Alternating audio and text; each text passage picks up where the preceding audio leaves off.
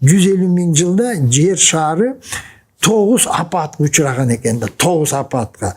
Кыргын болгон экен, жердеги жаныбарлар кыргын болгон экен. Мисалы 3 муз доору билесиңер. 30 миң жылдан муз арган. Bir muz doordu түндүк уюлдук Гренландияда болгон. Мына Гренландиянын музун көрүп атабыз да.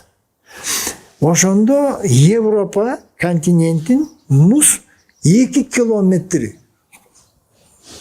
калыңдыгы 2 километр муздун алдында болгон Европа.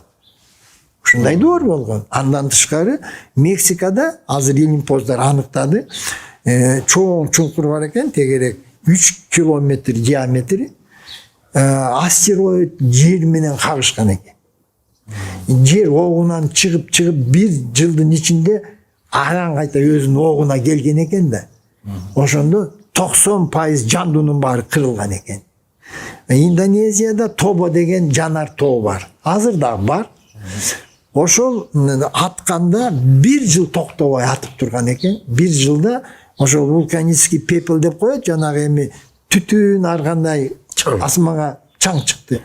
1 жыл бою күндүн нуру жерге кирбептир да, жерге тийбептир да. Жер шарынын баары кара түтүн менен эле капталып калган экен да. Ошондо 95% жандуулар кырылган экен да.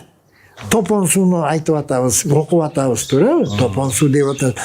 Эми биздин бабалар ошол апаттардын баарынан аман сакталды да.